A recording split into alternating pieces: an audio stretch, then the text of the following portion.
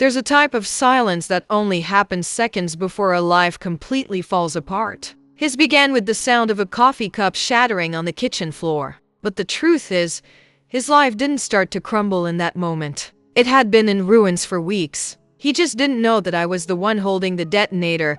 Everything that Friday morning seemed normal. The same sun streamed through the same window. The aroma of the coffee I brewed every morning. A ritual of ours. He sat at the counter, as he always did, and picked up his phone. He opened the banking app, a gesture as automatic as breathing. I watched, holding my own cup with both hands just to control the shaking. I knew what he was about to see. I had spent the entire night preparing for this moment. If stories like this grip you, hit like so I know you're here, and subscribe. Because this is just getting started. The instant he saw the zero balance in our joint account, and just below it, the debit notification for an approved property purchase in my name, he dropped the coffee cup from his hand. The sound of the porcelain shattering on the floor was sharp, but the silence that followed was deafening. All the color drained from his face. He looked at me, eyes wide, mouth open, but no sound came out. He couldn't understand. I, on the other hand, understood everything perfectly. He was using our money, saved over 5 long years, to make a larger down payment on our dream apartment, but with his mistress. So, while he slept the sleep of the righteous beside me, I used every last cent to buy the apartment by myself. And that was just the beginning. What he didn't know was that the real estate agent had already called me a week earlier, his voice low, to warn me about something very suspicious. We had been together for 7 years. 7 years building a life I believed was ours. I was the planner, the one who held the reins, the one who managed the spreadsheet we called our future apartment. Every penny was tracked, every sacrifice noted. He was the dreamer, the charismatic man who sold me a brilliant future, but who was a master at spending the money I worked so hard to save. That apartment in the south side, with the large balcony and the view of the park, wasn't just a piece of property. It was the materialization of a 5-year plan. It was the promise of a future. To complete the $80,000 for the down payment, I sold the car my father gave me before he passed away. It was the last material thing he left me. I cried the day I signed the sale papers, but he held my hands and said that this sacrifice would build our sanctuary. The day the bank pre-approved our mortgage, I cried again, but this time from happiness. I read him the letter out loud in our kitchen. He hugged me and swore, looking into my eyes, that this place would be sacred. He was lying. Every tear, every word, every promise was a sham.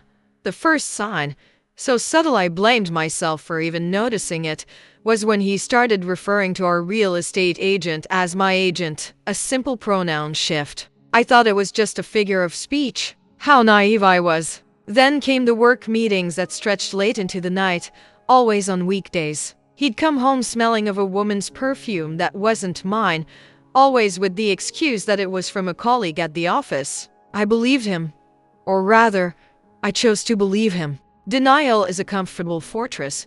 The red flags began to multiply. First, he said the final bank approval was taking a while because of red tape. A lie. I knew our loan officer. She was efficient. Then, he lost his old phone, a perfectly good device, on the very day I asked to see the photos we had taken of the model apartment. He showed up with a new, top-of-the-line phone, a gift from the company. He said the password to our joint account, the same for years, was changed. The excuse? Extra security. It was becoming more and more obvious. And I was becoming more and more convinced that I was paranoid, that the stress of the biggest purchase of our lives was getting to me. But I still hadn't seen the worst of it. The truth exploded on a Tuesday, at 2 in the morning. I couldn't sleep. A cold anxiety filled my chest. He was sleeping beside me, snoring lightly, the very picture of tranquility. His new phone, which he guarded like a hawk, was on the nightstand face down, and it wouldn't stop vibrating. Once, twice, 3 times. The screen lit up for a split second, just long enough for me to read the name on the notification. Andre's realtor. Why would the realtor be texting him in the middle of the night? In that exact second, something inside me switched off, like a circuit breaker. I felt no urge to cry. My heart didn't race. I felt a sharp, cutting clarity and absolute certainty. I waited for him to fall into a deep sleep. With the care of a thief, I took his phone. The password was his mother's birthday. Predictable. I opened the messages, and there it was. My world didn't fall apart. It solidified into a new reality, hard and sharp as broken glass, right here, at this point in the story. If you're already thinking I would have done the same thing, hit that like button and make sure you're subscribed. Because now comes the best part. The plan.it wasn't just a message exchange with the realtor. It was a group chat. Him, the realtor, and a woman. Her name was Camila. The messages were a detailed script of how they planned to deceive me. They talked about how he needed to convince me to release another $10,000 from my investment account for closing costs, which were actually for the bathroom renovation she wanted. I read messages of him mocking me, calling me the naive spreadsheet girl who was funding their love nest. The worst part was a photo, a selfie of her on the balcony of our apartment. During a technical visit he said he needed to do alone. In the caption she wrote, "Can't wait to sunbathe on our balcony. My love, our balcony." In that moment, love didn't die. It was murdered. I looked at him sleeping and thought, you have no idea who you're sleeping next to. He had no idea what was about to happen over the next 48 hours. While he acted with a normality that made me nauseous, I became someone else. The woman who dreamed of a future was replaced by a cold, calculating strategist. I didn't cry. I planned. In silence, I executed a list of actions. First, I screenshotted every conversation, every bank statement, every document that proved the fraud. I saved everything in 3 different places. Second, I called the bank manager, the same one who had congratulated us on the pre-approval. I explained the situation, devoid of emotion. She guided me on opening a new account, solely in my name. Third, I transferred not only the 50% that was rightfully mine, but also the $80,000 from my father's car, documenting the origin of the funds as a personal contribution made prior to the joint account. Their account was left nearly empty. Fourth, I scheduled an emergency session with a lawyer specializing in real estate and domestic partnership law. She was known for being ruthless. He would leave for work smiling, giving me a kiss on the forehead, and I, in silence, was building the fortress from which he would be evicted. The final part of the plan began with a phone call. I called the realtor Andres. In the calmest voice in the world, I said, "Andres, I know everything. Either you help me fix this, or my lawyer will include you in the lawsuit for conspiracy and fraud. The choice is yours." His silence lasted exactly 12 seconds. He chose his career. It was he who informed me that their offer hadn't been signed yet. It depended on my money for the down payment. It was he who told me there was another interested party for the property, but that they had given us preference. With this information, my lawyer acted. We made a new proposal, an all-cash offer, a full buyout, 10% above the asking price, with a clause to close in 24 hours. The owner, who needed the money urgently, accepted in less than an hour. His fraudulent, financed offer became irrelevant. I used his money, his greed, his betrayal, as a weapon against him. And that brings us back to Friday morning, to the broken cup on the floor. He, pale, finally managed to speak. "What did you do? What have you done?" I, sipping my coffee calmly, replied, "I didn't do anything. I undid what you were doing." He tried to argue, to yell, "You're crazy. I need that money." I cut him off. Needed, past tense. Just like our relationship.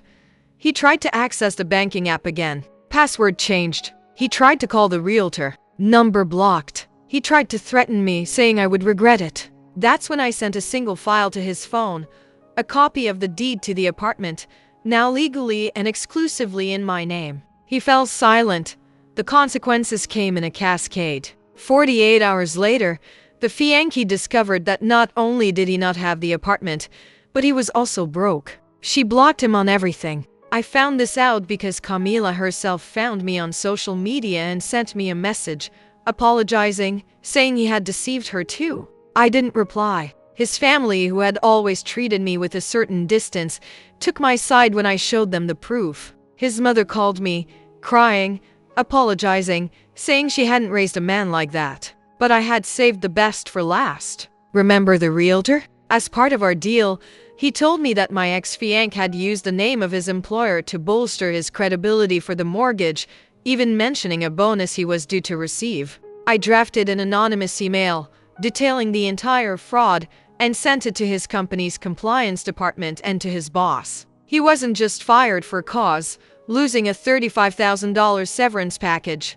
He was blacklisted from an industry that valued, above all else, ethics and trust. A month later, he showed up at the door of my new apartment. Our old dream. He was thin, haggard. He came with a rehearsed speech about mistakes, about forgiveness, about how I had gone too far. I listened without interrupting. When he finished, I looked him dead in the eye and said, "You used the last gift from the man who raised me to betray the woman who loved you. This conversation ended the day you chose that bathroom renovation. Never speak to me again." I turned my back, closed the door, and never looked back. Today, 8 months later, I live in the home that was bought with my father's sacrifice and my own strength. The bills are paid, and I sleep in peace. Him? I heard he lives in a small, rented apartment and is still dealing with lawsuits. I learned that respecting yourself isn't revenge. It's the bare minimum. And people who disrespect you don't deserve explanations. They deserve consequences. If you've ever had to choose between your love for someone and your respect for yourself, you know it's not a choice, it's a matter of survival. And there is nothing wrong with choosing to survive. Comment my money. My rules if you believe financial independence is an act of self-respect. Hit like if you believe dignity is non-negotiable. And subscribe for more stories about turning betrayal into liberation.